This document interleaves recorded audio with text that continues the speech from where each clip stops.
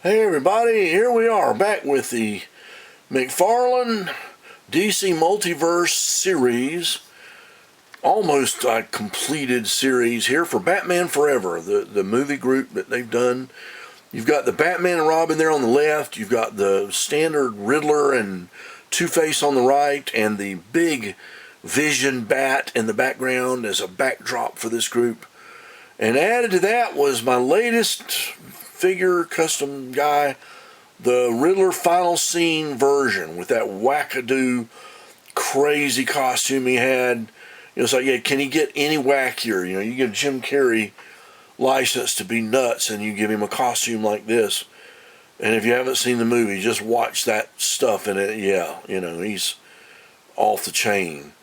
And so hence the pose. He's a little more crazy, you know. It's like this is Jim Carrey on Vegas acid. I mean, it's just wacky.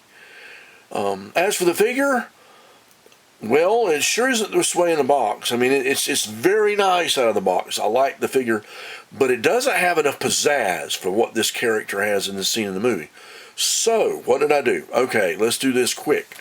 I did some matching, color matching for the knees, the sock area, the ankle area, the elbow area, because you've got ABS plastic and you've got PVC, and I know they tried to match them, but it makes it look like he has knee pads and elbow pads and socks on. So I had to color match those base colors first. That was the first thing I did, and it's all underneath all this other work. But I did that with my model color Vallejo. I used some light gray, I mixed some tans, I actually mixed a little gold. It was a very tricky color to meet, this basic color, because for one thing, this is a translucent plastic color.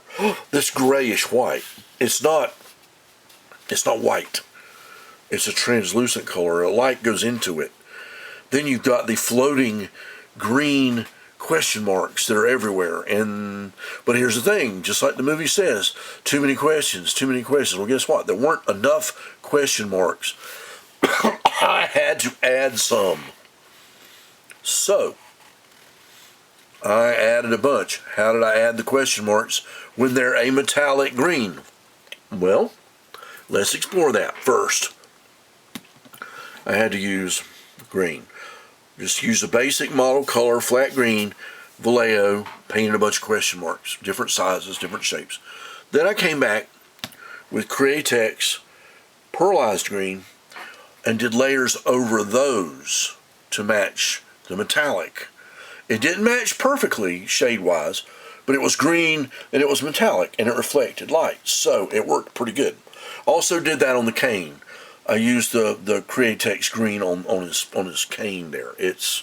This is a nice color out of the box, but it's got to be more pearly. It had glitter on it in real life. Then how did I upgrade the costume? How did I get the crazy sequin covered costume? Well, first we got some glitterific glitter paint, and the closest thing to white is of course silver. So I did that, and I did copious dry brushings of that. It's very hard, thick, gooey stuff to transfer paint, but you know, it dries and it's not bad. It actually, you know, to the touch, it stays on there pretty well. And so I have not sprayed. Then I sprayed the base colors, the green, the question marks, and all that with my Mr. Hobby, Mr. Super Clear. All these have been sprayed with Mr. Hobby, Mr. Super Clear matte. You really can see it on the Green Riddler because he's just not shiny at all. Well, I did that on top of the colors, but then when I'm using the glitterific, you can't really do that. You kill it. So I came back and did the silver, you know, everywhere. And then I got glitterific green. You've got to do that because the green goes into the question marks. And yes, that's no fun. It doesn't want to, you know, you've got these little pieces of glitter. There's sometimes the diameter of the width of the question mark, and they don't want to stick on there, and it's hard and it takes a long time. But if you can pull it off, you get some of those question marks look better and more reflective. Now the trickiest thing to paint on this guy, he's wanting to fall back a little bit, is that mask. His mask has glitter on it and sequins. So I had to use a little glitterific, the silver on the left side, the green on the right side, or his left side, and have a little trace of that.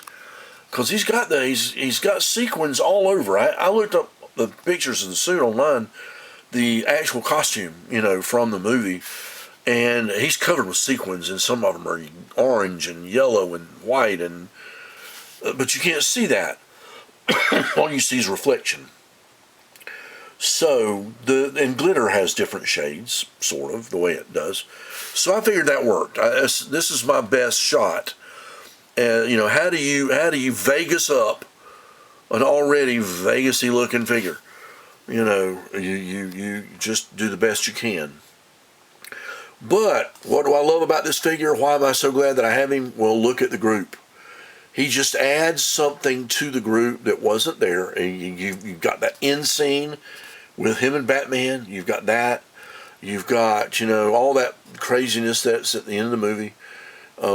I wish there were some variations on the Riddler, a couple more, maybe him with the little coat and the bowler. I'd love to have a Two-Face that's maybe the circus guy, or at least a different, the different suits he had. But that's a pretty much standard Two-Face costume. I'm all right with that. The Robin, I did have to come back and repaint the green on my figure. If you look at the videos I've already done, the greens are definitely more of a pine green, deeper green, bluer green than the yellow green I had on the previous video. They're upgraded. And the Batman has still got that graphite sort of color and a homemade cape. And I'm very, very happy with that. This group here has been an amazing group. McFarlane, you batted this set out of the park. There's very little negative to say about them. I've had a lot of fun upgrading and just posing them and looking at them and just having them. I wish I had a Nicole Kidman in there. It'd be nice. But all that being said, this is it. Dedicating this to Batman 95. You know why. God bless you and your enthusiasm for all things, Batman and Robin and Schumacher. And then a little bit of a throwback to a buddy of mine named Benji. If you're out there, Benji, and you see this, you'll know why I'm dedicating this flamboyant one to you. You'll remember. I've got some other friends that have helped me and cheered me on, Derek and some of the other guys out there, the kids and the dad up in Canada, you guys. I'm always, I really appreciate all my, fellow enthusiast, customizer, fan supporters. We're all in it together. And what a wonderful time. I'm really sad to see McFarlane Group going. It'll be a sad time next year. So get what you can. Do the best you can with them. Enjoy them. That's what they're for. They're for fun. And until next video, we'll see you next time.